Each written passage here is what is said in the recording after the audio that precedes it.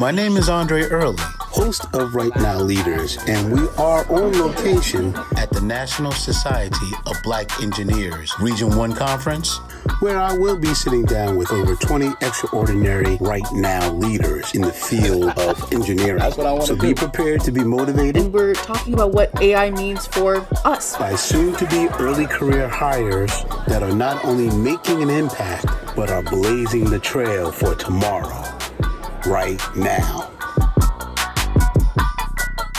You're going to have to give me the full name. Because I have to hear it. Okay, my full name is Onyekachi.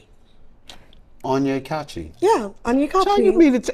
No, because some people struggle with it. So I just Onyekachi. Okay, now. It has a really good meaning. That's what I'm waiting on. It means no one is stronger than God.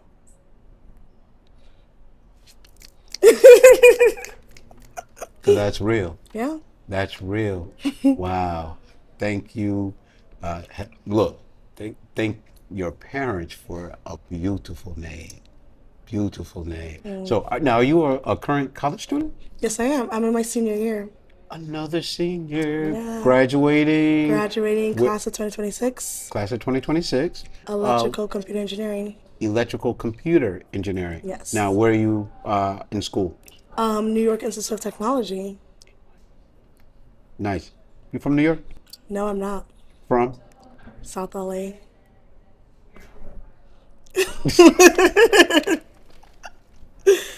Yeah.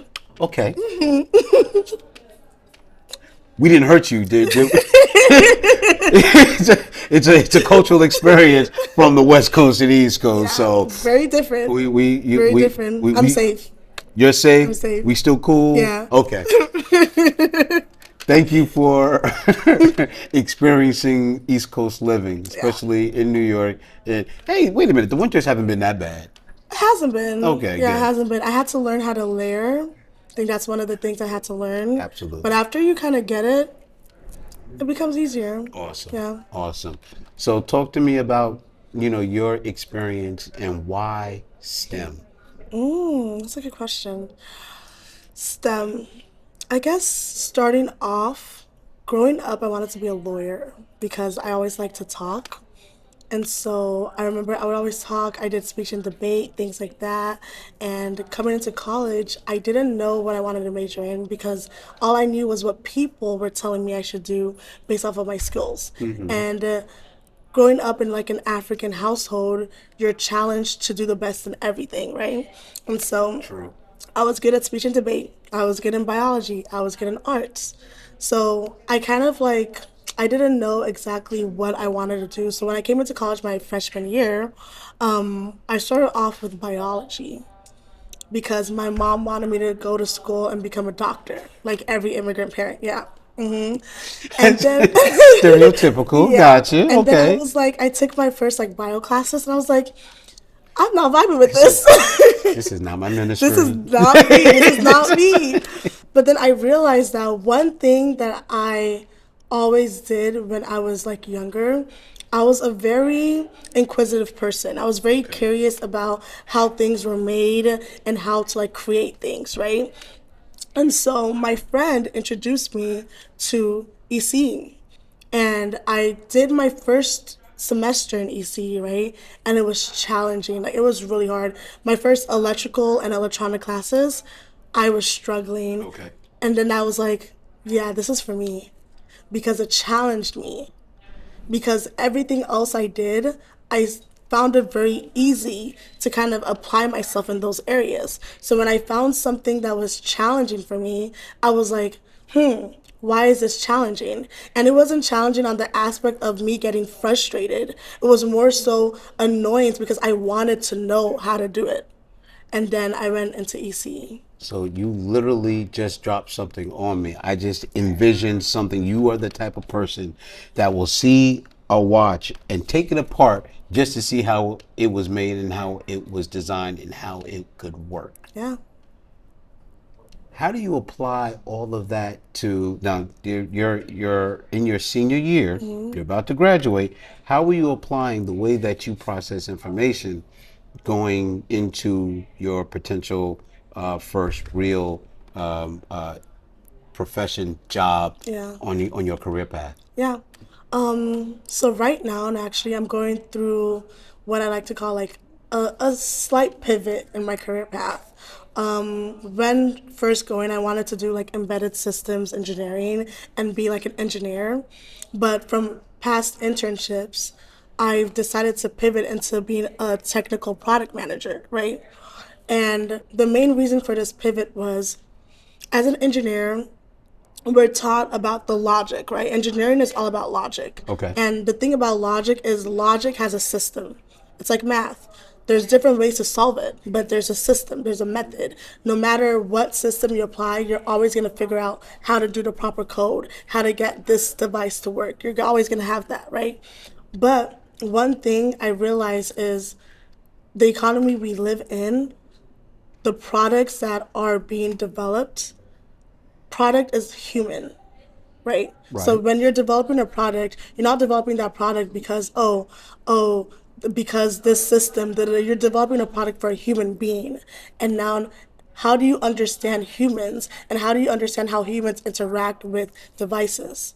And that was something that I've always found really fascinating because even me behind the scenes as an engineer, I've always been like, it's so easy to kind of program a device and build this chip and all these things. Like, you'll study a little bit, but once you know it, you know it. But one thing I never understood was why are we making this device for this person?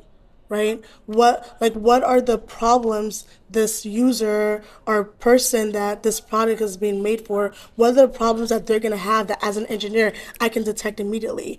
And so it's now like, how can I put myself in the shoes of a person? And as an engineer, we think with logic. Emotion has never, from my 4 years of university, emotions has not been part of our design process. So one, I'm going to need you to get out my head because that was literally going to be my follow-up. As it relates to logic and what you're describing, making a device for a human, how does logic account for the mental and the emotional? That's a good question. I don't think logic can account for the emotional. Okay. I think logic can account for the mental on the aspect of there's a system, right? And mentally, when you know that there's a system and there's an order of how something is done, you can mentally apply yourself and you know that as long as I follow this order, I can get that done, right? Okay. But logic and emotion cannot intertwine. And the main thing is one is always going to be greater than the other, right? And engineering, we're designed with logic. We're designed to not use our emotions to design products because if we're using our emotions to design products, then that product is not what the consumer wants, right? Gotcha. That product is not doing what it needs to do for whatever company or business is wanting to buy that product, right? So we're designed, you tell us what you need, we're gonna do it. Like kind of robots. Right.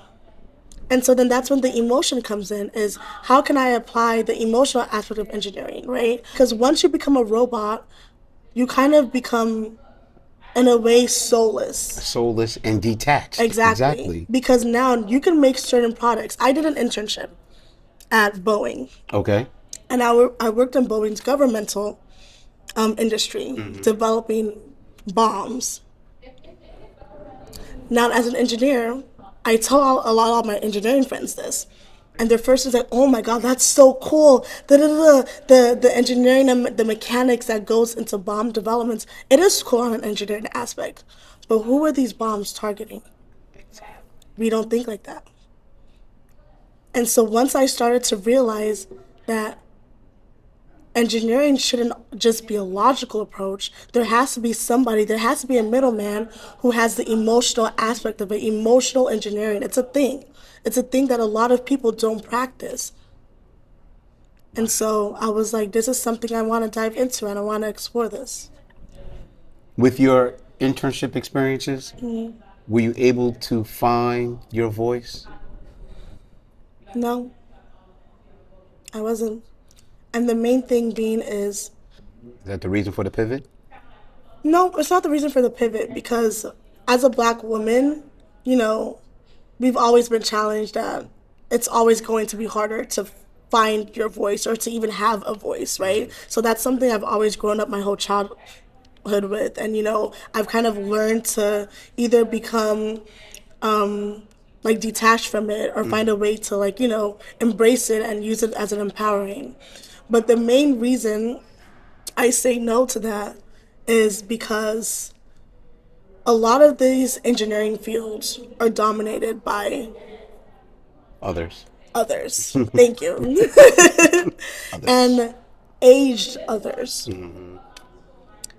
And they're very closed-minded, which you would be like, as an engineer, isn't it your job to kind of think with an open mind and think like this? But that's why I said, once there are systems, that's what happens when you use logic. You have systems of how things already have been done. You don't want to go and rechange the system and try to think on how can we do things differently if something's already working. Right. But just because something is already working doesn't mean that there's not negative effects of what that thing can affect. You get what I mean? Yeah. I get it. Yeah. I get it. So you're about to close out this academic chapter on the undergraduate level. What's next? I want to get my PhD in. I want to get my PhD in. Sounds like a challenge. It's a challenge, and I love a challenge. But I want to get my PhD in human-computer interaction. I want to understand the effects of, and specifically within the role of embedded systems. My thesis, and something that I've been really passionate about ever since I was a child, I'm Nigerian, right? And so growing up in a lot of villages, a lot of these villages don't have access to internet and, Wi-Fi and services. So one of my passions that I want to do is I want to develop embedded systems technology. Okay. For, Well, hold on now. Yeah. We're going to stop right there because I don't want anyone to take your idea and run with it without you. You're right. Thank you. Thank you. I'm just telling you, but You're right. all I can say is wow. or wow. So, you know what? Good luck. Did you attend a career fair, or is anything of interest to you, or you just? Yeah, I'm gonna attend the career fair later on. I'm on the regional board, so yes, so I'm kind of letting my community go first, and then I'll go after. Okay. So yeah, but I'll be attending the career fair later. Absolutely. I'll be looking for the congratulations LinkedIn post talking about I accepted a new role as such and such. I look forward to it. Amen. Thank you. Gotcha.